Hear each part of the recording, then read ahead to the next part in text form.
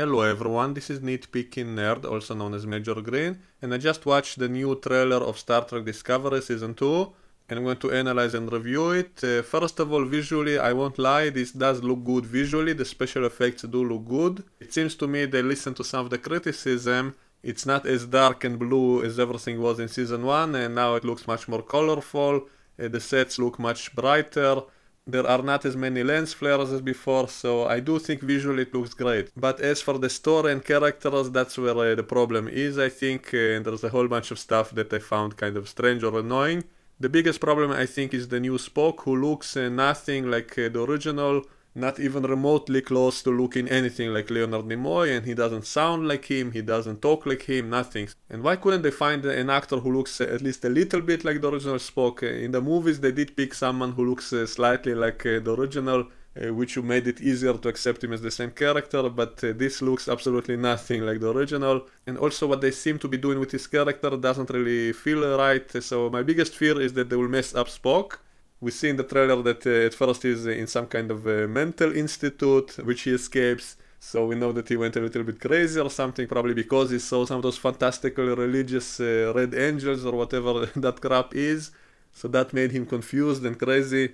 Maybe that's what ruined his logic. Now, what I hope they would do is that if they somehow tie it well to the original pilot of Star Trek, in which there was a scene in which we saw Spock smiling when he sees some flowers, which was kind of a continuity problem, because why would the Spock smile? But if they somehow explain it properly here, then it might actually fix that continuity problem. One thing that annoys me is that this show is taking place after that original pilot, so after we saw him as Leonard Nimoy, and so I think that kind of ruins continuity, because, you know, if you cast a younger actor in a prequel about the same character, we can kind of accept it, we can suspend our disbelief and say to ourselves, okay, this is him younger, so he will grow up to be Leonard Nimoy, and yet here we see him after we saw him as Leonard Nimoy, and then he again looks like Leonard Nimoy. So that's a bit of a problem to accept him as being an in-between Spock, so that's a big problem. But if story-wise they will actually explain that whole thing with him smiling in that episode, maybe it would be good. So I don't want to judge Season 2 before actually seeing it, but I do fear they might mess up things terribly. Now, other things I liked is that the uniforms, they appear to be moving toward how things should look like in the original series. So we see Michael standing on some planet in what appears to be a uniform which is much more similar to the original series, with the skirt and everything, and so that's something I like. If they will start to at least visually tie better with the original series, that's a good thing. Even though I think it's impossible at this point to fix all the mess they created in Season 1, especially with the Klingons, which in this trailer we see that some of the Klingons have hair now, but not all of them, which is a good thing, because I complained when I first heard about that all the Klingons will have hair. I said it's kind of stupid, so all the Klingons were shaving their hair, and now they will all grow their hair back again, so that's kind of silly, but now we see that some of them are still hairless, and only some of them have hair, so that actually makes more sense. And also I'm happy to see that they don't have long hair right away. That's also something I said would be stupid when I saw those photos of L'Oreal with the long hair, and I started calling her L'Oreal, and I said it would be stupid that suddenly they have long hair again, but now we see that I think we saw her in this trailer, and her hair is still short, so at least it makes sense that they don't immediately grow long hair. But I think with short hair these Klingons look more like Jem'Hadar soldiers than Klingons, so that's still a bit of a problem. Maybe when they finally grow their full facial hair and long hair, maybe they'll finally start looking like the TNG Klingons at least. The show would still have to explain how all these Klingons became human looking, so I don't know if they'll actually do it or not. I guess they can explain it somehow by saying all the Klingons mutated again somehow, so it can be explained, I think. But it would still seem very strange, so I still think the Klingon look was a mistake, but at least they're trying to fix it. So in the first shot we see the Discovery flying through some clouds in space, which look exactly like clouds on planets. I don't have a huge problem with that, because in all the Star Trek shows we saw clouds in space, but here they look like the clouds of a planet. Maybe it actually is a planet, maybe it's in the atmosphere. I hope so, otherwise it does look kind of ridiculous. It doesn't look like a nebula, it looks like clouds on Earth. Then we see Spock in some kind of mental institute writing on the floor. We see Michael standing in a skirt, which looks more like the original series. That's a shot I like. But why does she have pants? I think they should show actual legs, you know, that would increase ratings, I think.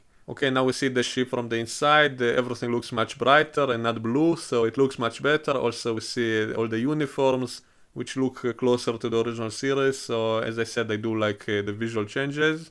As for the whole plot with the Red Angel, I don't want to judge it before seeing the actual show, but I think they're basically diving into philosophy, religion, so they should really do it right, or it might be terrible.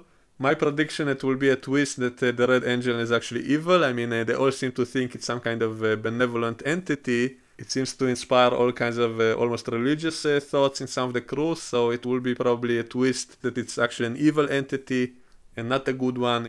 Okay, Giorgio appears and she just shows everybody that she's now in Section 31. So Section 31 is now common knowledge. She shows everybody the dark badge and everybody immediately, oh, that's Section 31. So this is incredibly stupid. I mean, Section 31 was supposed to be so secret that no one even knew it existed. Only in Deep Space Nine some people discovered it and no one ever heard about it, but in this show apparently everybody knows what it is. So she's now in Section 31 and she now shows everybody, hey look, I have the dark badge, I'm in Section 31 now. And how stupid is it that they wear badges that can identify them? I mean, I know we saw in Season 1 that a few officers had black badges who were on Discovery, and we never got the explanation why were they there. And it's kind of stupid. It was stupid before as well, like in the prequel Enterprise they also showed Section 31 wearing the same exact black uniforms that they wore later, 200 years later in Deep Space Nine. So that was very stupid. Like, why would a top secret organization that no one knows about be wearing anything to identify them? So black uniforms were stupid and the black badges are also stupid. So, and now she shows everybody, hey look, I have the black badge, I'm in Section 31 now, and everybody knows about it. Pike knows about it. So this is very stupid. This kind of thing makes me very worried. Also, I don't like Giorgio. I don't like the evil Giorgio. I think she's a one-dimensional villain. She was the emperor in the mirror universe, so she's just pure evil for no reason. That's not an interesting character. Lorca was interesting in the beginning because you thought he's kind of a shady, necessary evil type of person, so he should have been the one in Section 31. That would have made sense, instead of the mirror universe thing. Like, if Lorca was just kind of a necessary evil, willing to do bad things to win the war kind of guy, that would have been great. He should have been the one in Section 31. And I really hope we'll see him again somehow, at least in flashbacks. Maybe they'll explain why were those black badges on the Discovery, because we never actually got an explanation. It didn't go anywhere in Season 1. So I do want them to explain that somehow, but Giorgio is not an interesting character in my opinion. And now Ash Tyler is talking about Section 31. Oh, so they told Tyler, who is a Klingon, and he knows all about Section 31. Okay, the space scenes look great visually. Again, visually the show does look good. Apparently Spock escapes from his mental asylum. We see Tilly being infested by something. We saw in the last episode of Season 1 that something from the Spore network landed on her and went inside her, so I guess that's a continuation of that story. Also in the other previous trailer we saw that Stamens is pulling something out of Tilly, so I guess they will cure her from whatever infested her. I hope that before they fix her, they actually do something with it, actually do something cool with the character.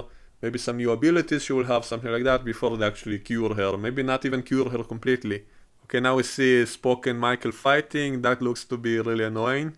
Again, he looks nothing like Spock, he behaves nothing like Spock, he sounds nothing like Spock. So I fear that will be the biggest problem in this season. We see some cool gadgets. So yeah, visually this does look much better than before. We see all kinds of shots of some kind of dark web or something looking kind of like Venom. In some of the shots it seems connected with the mycelium network, and so I guess maybe it's like the dark side of those spores or whatever. It might be interesting, I guess. Maybe they'll bring back Lorca that way. You know, remember Lorca fell into the spores? So if the spores are kind of like midi-chlorians, maybe this dark stuff is kind of like the dark side or whatever. It might be cool, might be interesting, I won't judge yet. Okay, so to summarize everything, so visually it looks much better than before. The sets, the uniforms, the special effects, everything looks much better.